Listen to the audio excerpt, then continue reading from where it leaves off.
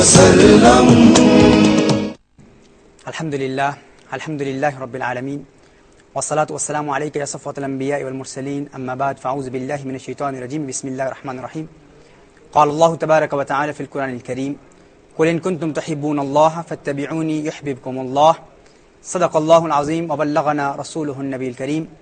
لائق صد احترام ناظرین کرام، آپ کا میزبان محمد ثاقب اقبال شامی پروگرام محبت مصطفیٰ صلی اللہ علیہ وآلہ وسلم کے ساتھ ARY QTV کی لائیو ٹرانسمیشن میں آپ کی خدمت میں حاضر ہے. السلام علیکم ورحمۃ اللہ وبرکاتہ. محترم ناظرین، آج کا وظیفہ ان اسٹوڈنٹس کے لیے ہے، ان طلبہ کے لیے جنہیں ریویژن میں کنسنٹریشن حاصل نہیں ہوتی. جب ایگزامز کے لیے ریوائز کرتے ہیں، کتابیں ان کے سامنے ہوتی ہیں، پڑھتے ہیں، کوشش کرتے ہیں کہ کنسنٹریٹ کریں، لیکن 5-10 منٹ کے لیے ریویژن کے لیے بیٹھتے ہیں، پھر توجہ ہٹ جاتی ہے. اور کچھ تو ایسے ہوتے ہیں جو ایگزام سے 1 سال پہلے تیاری شروع کرتے ہیں کہ ہم نے تیاری کرنی ہے، پلان بھی کرتے ہیں، ٹائم پلان بھی کرتے ہیں، اسکیجول بھی بناتے ہیں، لیکن وقت گزرتا جاتا ہے. مہینہ، 2 مہینے، 12 مہینے اسی طرح گزر جاتے ہیں. پھر یہاں تک وقت آ جاتا ہے کہ دوسرے دن ایگزام ہے اور رات کو تیاری کر رہے ہیں. اس تیاری میں بھی کنسنٹریشن نہیں ملتی. 10-15 منٹ کنسنٹریٹ کیا، پھر آگے پیچھے دیکھنا شروع کر دیا، کمرے کی دیواروں کو دیکھ رہے ہیں، کمرے کو دیکھ رہے ہیں، بیٹھے ہوئے ہیں تو کھڑے ہو جاتے ہیں، کھڑے ہوتے ہیں تو چہل قدمی شروع کر دیتے ہیں. پھر تھکاوٹ محسوس ہوتی ہے، تھوڑی دیر آرام کرنے کی کوشش کرتے ہیں کہ ریسٹ کر لیں، شاید مائنڈ فریش ہو جائے، ذہن فریش ہو جائے. جب سونے کی کوشش کرتے ہیں تو نیند نہیں آتی، ایگزام کا ڈر بھی ہوتا ہے، اور پھر دوسرے دن ایگزام روم میں سو رہے ہوتے ہیں. اور کچھ تو ایسے ہوتے ہیں ناظرین جو کنسنٹریشن تو مل جاتی ہے، کتابیں بھی پڑھ لیتے ہیں، یہاں تک کہ لائبریری کی اکثر کتابیں اس سبجیکٹ پر پڑھ لیتے ہیں، لیکن جب کتابیں پڑھتے ہیں تو انہیں سمجھ کچھ نہیں آتا. یعنی سمجھ میں نہیں آتا کہ میں نے کیا پڑھا ہے. ان کا فہم، ان کا ادراک، ان کا شعور اور کتابوں کی سمجھ اتنی کم ہوتی ہے. اور کچھ ایسے ہیں جو سمجھ بھی لیتے ہیں، لیکن جو ہی پڑھائی ختم ہوتی ہے تو وہ سب کچھ ان کے لوح دل سے ختم ہو چکا ہوتا ہے اور زبانی یاد نہیں کر پاتے، یعنی اپنی میموری میں اسے محفوظ نہیں کر پاتے. اور کچھ ایسے ہیں جو اس کو میمورائز بھی کر لیتے ہیں، یاد بھی کر لیتے ہیں، لیکن جب اس انفارمیشن کو ریٹریو کرنے کا وقت آتا ہے، ایگزام روم میں جاتے ہیں تو سب کچھ بھول جاتے ہیں. تو ناظرین اکرام، ایسے اسٹوڈنٹس کے لیے آج کا یہ وظیفہ ہم دیتے ہیں جو انشاءاللہ تعالی انتہائی مفید ہوگا. ایگزامز کے لیے تیاری اور تیاری میں کنسنٹریشن حاصل کرنے کے لیے، اور وہ انفارمیشن جو آپ کے حافظے میں محفوظ ہے اس کی جب بھی ضرورت درپیش ہو، جس وقت بھی ضرورت ہو آپ کو اس انفارمیشن کو ریٹریو کرنا، تاکہ وہ انفارمیشن ہر وقت آپ کے ذہن میں، آپ کے دل میں مستحضر رہے اور آپ اس کو ہر وقت استعمال کر سکیں. آج کا ورد اس کے لیے ہے انشاءاللہ. یہ ورد، یہ کلمات تقریباً کچھ نسبتاً ماضی کے اوراق سے زیادہ لمبے ہیں، لیکن انشاءاللہ تعالی میں آپ کو یہ 2-3 مرتبہ ان کو پڑھتا ہوں. اور جس طرح میں نے پہلے بھی آپ کو بتایا تھا کہ آپ یوٹیوب پر اور فیس بک پر آپ یہ جتنے بھی لیکچرز ہیں یہ اپلوڈ ہوتے ہیں، آپ ان کو دیکھ سکتے ہیں اور اس سے اس کا مراجعہ کر سکتے ہیں. ناظرین کرام، اگر آپ چاہتے ہیں کہ آپ کو کنسنٹریشن ملے، بالخصوص اسٹوڈنٹس کو، تاکہ جو انفارمیشن آپ پڑھ رہے ہوں، ایک تو یہ ہے کہ وہ آپ کے ذہن میں محفوظ ہو جائے، اور جب بھی آپ اس انفارمیشن کو یاد کرنا چاہیں ہر وقت مستحضر رہے، تاکہ جب آپ ایگزام روم میں بیٹھے ہوں اس کم وقت میں آپ نے سوالوں کے جواب لکھنے ہیں وہ آپ فوراً ریٹریو کر سکیں. اس کے لیے یہ وظیفہ آپ لکھ لیں. پڑھائی کرنے سے قبل، مطالعہ سے قبل رسالت مآب صلی اللہ علیہ وآلہ وسلم کی بارگاہ میں درود و سلام کے گجرے نچھاور کریں. سب سے پہلے ابتدا کیجئے درود شریف سے. درود شریف کے فوراً بعد بسم اللہ الرحمن الرحیم پڑھیے. بسم اللہ الرحمن الرحیم. اللہم نور قلبی بعلمک، اللہم نور قلبی بعلمک واشرح صدری بنور معرفتک، واشرح صدری بنور معرفتک واستعمل بدنی بطاعتک وبارک وسلم. ایک مرتبہ پھر پڑھ لیتا ہوں. بسم اللہ الرحمن الرحیم. اللہم نور قلبی بعلمک واشرح صدری بنور معرفتک واستعمل بدنی بطاعتک وبارک وسلم. یہ کلمات آپ 7 مرتبہ پڑھ کر اپنے سینے پر دم کر لیں، 7 مرتبہ ان کلمات کو پڑھ کر اپنے سینے پر دم کر لیں. اگر آپ اس کی عادت بنا لیں گے تو آپ محسوس کریں گے کہ رفتہ رفتہ آپ کا قوت حافظہ، آپ کی میموری اور انفارمیشن کو یاد کرنا، ریکال کرنا، ریٹریو کرنے کی صلاحیت میں انشاءاللہ تعالی تقویت پیدا ہو جائے گی. اللہ عز و جل اس کی برکات سے مستفید ہونے کی توفیق عطا فرمائے. ناظرین کرام، آج ہم رسالت مآب صلی اللہ علیہ وآلہ وسلم کی محبت پر کلام کریں گے. لفظ محبت کیا ہے؟ سب سے پہلے یاد کر لیجئے کہ لفظ محبت نہیں ہے، محبت ہے. میم کی فتح کے ساتھ یہ غلط العام معروف ہو گیا، اکثر لوگ کہتے ہیں محبت رسول. اصل لفظ محبت ہے، محبہ. محبہ کیا ہے؟ سب سے پہلے ہم محبت کے لغوی معنی پر کلام کریں گے. محبت کا لغوی معنی کیا ہے؟ ناظرین کرام، شیخ یحییٰ معاذ فرماتے ہیں کہ محبت دل کی ایک کیفیت کا نام ہے، دل کی ایک حالت کا نام ہے، دل کے احوال کا نام ہے، جس کی تعبیر الفاظ کے ساتھ تو ممکن نہیں ہے. لیکن محبت کے ماخذ اور اس کے مشتقات کو سمجھ کر اس کے احوال کو سمجھنا کچھ آسان ہو جاتا ہے، لیکن اس کی حقیقت تک رسائی حاصل کرنا یہ ہمارے لیے پاسبل نہیں ہے. اس کو سمجھنا اسی صورت میں ممکن ہوگا جب انسان کو کسی سے محبت ہو جاتی ہے. جس طرح اگر میں ایک ڈیٹیل لیکچر دوں آپ کو کہ ایپل، ایک سیب کا ٹیسٹ کیا ہے، اور کوئی شخص آئے اور آپ کو ایک سیب کھلا دے، تو جب آپ اس سیب کو چکھ لیں گے تو میرے لیکچر کا کوئی معنی باقی نہیں رہے گا، کیونکہ چند لمحوں میں جو چیز اس بندے نے آپ کو سمجھا دی ہے، اگر میں پورا دن بھی اس پر لیکچر دیتا رہوں تو وہ لیکچر اس حد تک مفید نہیں ہوگا جس حد تک اس بندے نے آپ کو سیب دیا اور آپ نے اس کو ٹیسٹ کر لیا. یعنی ٹیسٹ کرنے سے جو کام چند لمحوں میں ہو جاتا ہے وہ لیکچرز دینے سے شاید پورے دن میں نہ ہو. تو ناظرین کرام، سب سے پہلے ہم محبت کے لغوی معانی پر کلام کریں گے اور پھر اس کے اصطلاحی معانی پر قرآن کریم اور احادیث مصطفیٰ صلی اللہ علیہ وآلہ وسلم کی روشنی میں گفتگو کی جائے گی.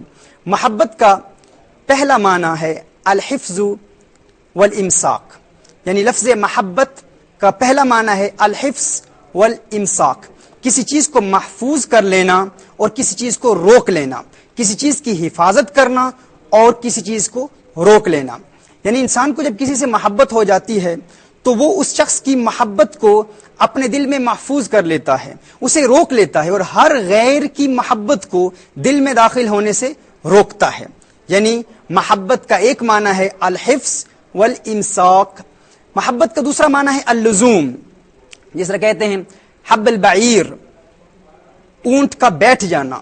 اگر اونٹ گھٹنے ٹیک کر بیٹھ جائے تو اسے موو کرنا، اسے ہٹانا ممکن نہیں ہوتا، بہت مشکل ہوتا ہے. یعنی اگر کسی کی محبت آپ کے دل میں رچ بس جائے، آپ کو کسی سے حقیقی پیار ہو جائے، حقیقی محبت ہو جائے، تو دنیا کی کوئی طاقت اس محبت کو آپ کے دل سے نکال نہیں سکتی. جس طرح اونٹ گھٹنے ٹیک کر بیٹھ جاتا ہے، اسے ہٹانا مشکل ہوتا ہے، اسی طرح اگر آپ کو کسی سے محبت ہو جائے، کسی سے پیار ہو جائے، تو کوئی شخص اس حقیقی پیار کو انسان کے دل سے نکال نہیں سکتا. محبت کا تیسرا لغوی معنی، لیکسیکل میننگ، لنگوسٹک میننگ محبت کا جو قاموس میں ہے وہ یہ ہے حبۃ القلب. دل کے دانے کو یا دل کی روح کو محبت کہتے ہیں. ناظرین کرام، جس طرح ہم نے ابھی گزشتہ لیکچرز میں یہ سیکھا کہ نماز کی روح کنسنٹریشن ہے، توجہ ہے، نماز کی ابتدا سے لے کر آخر تک مکمل یکسوئی کے ساتھ نماز ادا کرنا، یہ نماز کی روح ہے. اسی طرح ناظرین کرام، ایمان کی روح محبت مصطفیٰ صلی اللہ علیہ وآلہ وسلم ہے. اور جس طرح ہم نے ابھی ڈسکس کیا کہ حبۃ القلب، انشاءاللہ ہم ایک مختصر سے وقفے پر جاتے ہیں ناظرین، اور وقفے کے بعد، بریک کے بعد انشاءاللہ تعالی ہم اس سلسلے کو جاری رکھیں گے اور آپ سے پھر ہم کلام ہوں گے. جزاکم اللہ خیرہ واحسن الجزاء. محمد صلی اللہ علیہ وسلم، یا محمد محمد محمد، یا محمد محمد محمد. اکرام، بریک کے بعد ایک مرتبہ پھر ہم آپ کو خوش آمدید کہتے ہیں. السلام علیکم ورحمۃ اللہ وبرکاتہ. محترم ناظرین، محبت کے لغوی معنی پر ہم کلام کر رہے تھے. محبت کا ایک لغوی معنی الحب ہے. ہب کہتے ہیں کان کی بالی کو، یعنی ایرنگ کو ہب کہا جاتا ہے. مثال کے طور پر انسان کے کان کی بالی کو اگر نکالنے کی کوشش کی جائے، کوئی پکڑ کے اسے پل کرے، کھینچا جائے اس کو، تو اس کا نقصان کان کو ہوگا۔ یعنی محبت سے اسے یہ نسبت حاصل ہے کہ اگر محب کو محبوب سے دور کیا جائے تو جس طرح کان کی بالی کو کھینچنے کی وجہ سے کان زخمی ہو جاتا ہے، اسی طرح اگر محب کو محبوب سے دور کیا جائے تو محبوب کا دل زخمی ہو جاتا ہے۔ الحب یہ ایک معنی ہے محبت، کان کی بالی، اور اس کو یہ نسبت حاصل ہے۔ اس کے علاوہ محبت کا ایک معنی الصفاء والبیاض، صاف اور روشن، یعنی محبت صاف ہوتی ہے، محبت روشن ہوتی ہے، محبت پاک ہوتی ہے۔ اور محبت چونکہ روح کے ایک پاک میلان کا نام ہے، روح کی پاک نسبت کا نام ہے، روح کی پاک تعلق کا نام ہے، ارواح کے پاک ملاپ کا نام محبت ہے۔ جبکہ ناظرین کرام یہاں یہ وضاحت کر دوں کہ عشق اور محبت میں یہی فرق ہے۔ عشق میں یہ شرط ضروری نہیں ہوتی، یعنی محبوب وہ ہوتا ہے جو اپنے کمالات عالیہ کی وجہ سے اس لائق ہو کہ اس سے پیار کیا جائے، اپنے عالی کمالات کی وجہ سے اس لائق ہو کہ اس سے محبت کی جائے، جبکہ معشوق میں یہ شرط ضروری نہیں ہوتی۔ اور معشوق کے لیے یہ ضروری ہے کہ اس کا عاشق ہونا چاہیے، محبوب کے لیے یہ ضروری نہیں ہے کہ اس کا کوئی محب ہو۔ یعنی محبوب بذات ہی ایسے کمالات عالیہ اور ایسے اوصاف کاملہ کا محمول حامل ہوتا ہے کہ اس کا اگر کوئی محب نہ بھی ہو وہ پھر بھی محبوب ہے، لیکن معشوق کے لیے عاشق کا ہونا ضروری ہے۔